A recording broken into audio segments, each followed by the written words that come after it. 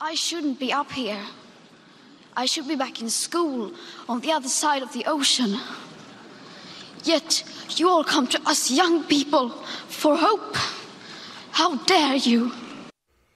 That little outburst from that little kid made a high schooler Time Magazine's Person of the Year. Greta Thunberg's outrage paid off big time. There she is on the cover of Time Magazine. But in the meantime, her outrage could be hurting her, could be hurting you, me, our culture.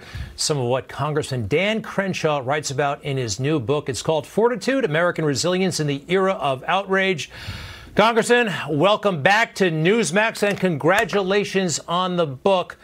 I want to get to that Greta situation in a moment. But first, sir, your thoughts on this Memorial Day.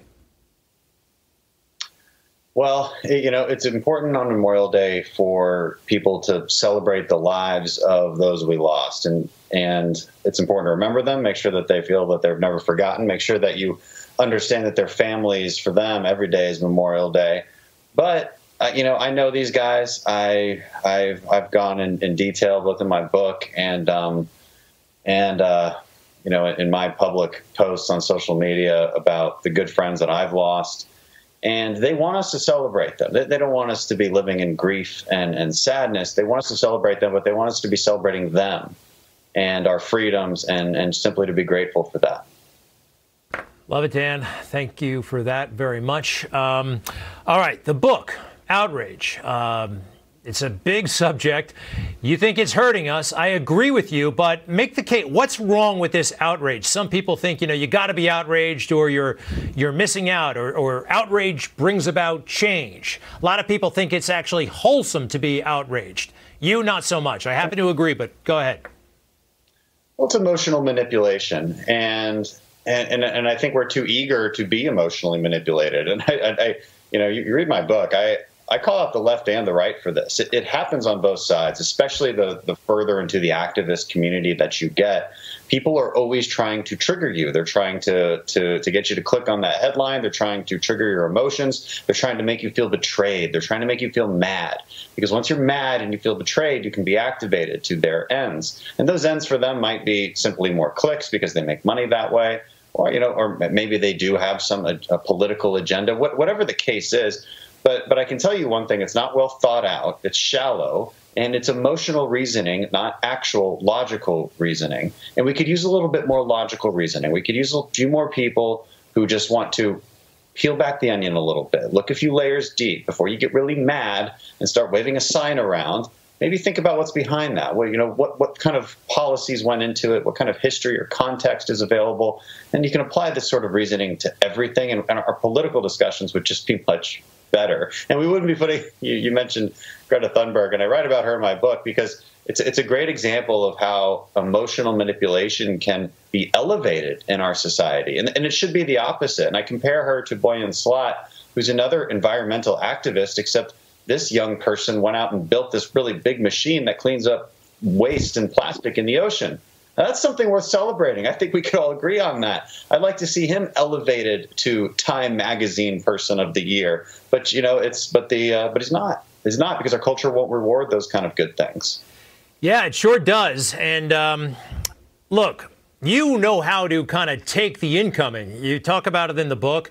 You know how to be still, and you kind of urge other people to take a moment.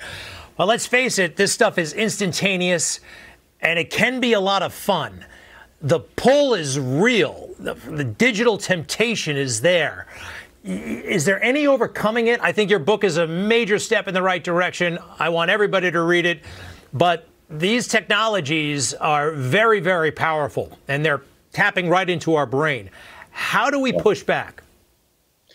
Well, read the book. You know, like you said, it's hard. It's not. This isn't easy. Again, what I noted earlier is we're all very eager to dive into this sort of emotional whirlpool of outrage. Like it is human nature to an extent. So the first step is simply not wanting to do it. The first step is feeling shame when you do it. And I have a whole chapter on how to feel proper shame, you know, which can mean accountability, but it can also just mean be ashamed when you yourself are engaging in this kind of emotional reasoning and you know you've done it.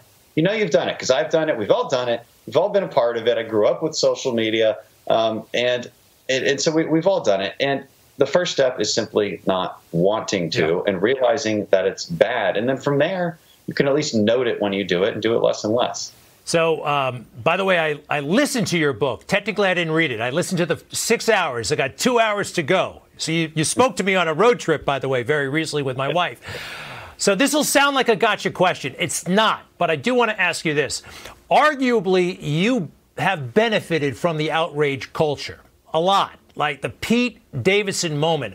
I remember that. You didn't lose your cool, but a lot of people did. It elevated you. The recent moment with Bill Maher, by the way, I thought that was a great conversation between the two of you. But as you know, people on the right and the left took that and ran with it. You know, Crenshaw owned Maher, or, you know, Crenshaw's a liar. And you can be, and you appropriately maintained your dignity. But you're becoming a real force in the middle of all this at the same time. Yeah. Well, the reason I think the Saturday Night Live thing would have been quickly forgotten if I had also engaged in the outrage culture.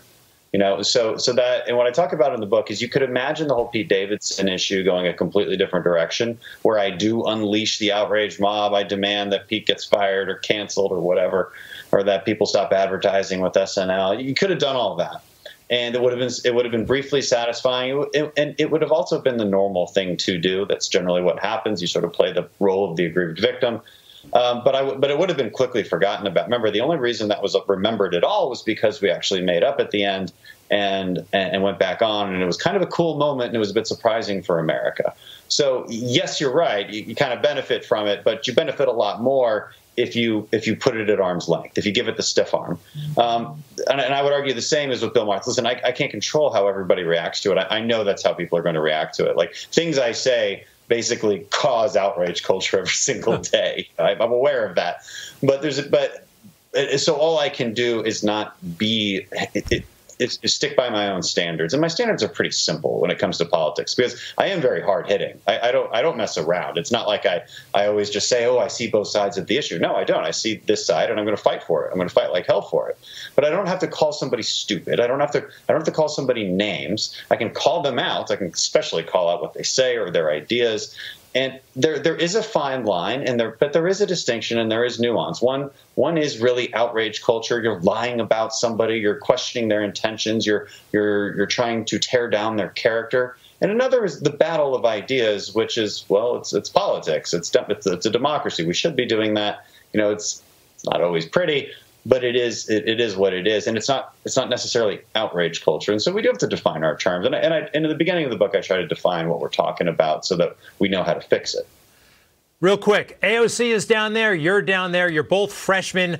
Number one, do you get along? And do all those Twitter followers, you both have, I think, 1 million or so, does that help you on Capitol Hill get things done? Or is it just something, on the side? But does it help you get things done? So 2 questions again. Do you like her? Do you get along with her? And does it actually help?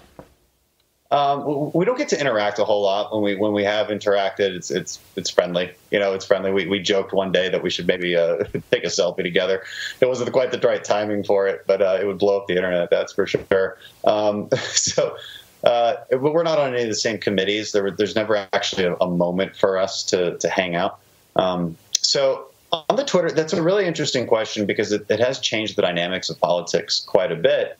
And it does matter. It is helpful because a Twitter following or an Instagram following or a Facebook following, it means you have a direct connection to people. And that's effectively what politics is. How do you communicate with people, and how do you have influence? That's a huge part of it. So it does matter. It does. It sounds really shallow and strange, but it does matter, not just as a politician, but for people outside of elected office, but still in politics too. Yeah. And so it's kind of like maybe a catch-22, because what stands out, what makes most people a star on social media is not nuance. It's the snark, sarcasm. Right. But maybe there's room. Maybe there's room for a more nuanced conversation. Well, there is, and I try to do that. That's why I have a podcast where I can go really deep into issues, and I want to be able to provide people that too. The videos I put out on Instagram, can't do more than a few minutes on those because people will they still lose attention even in a minute. But you gotta hit the issues as much as you can, and use social media for what it is for. Don't try to make a really complicated argument on Twitter. Just make a point. Maybe share a story that makes it a deeper point. There's ways to do it without just lighting things up in a really dishonest way, which does happen all too often. And again, I see it on both sides. Well, you can write a book about this, and you did. Dan Crenshaw, let's put it back up. Fortitude, American Resilience in the Era of Outrage. Congressman Dan Crenshaw, keep an eye on him, folks. We thank you very much. Take care. Thanks for having me, as always. Appreciate it. You bet. All right. Cool guy. Could be a future president.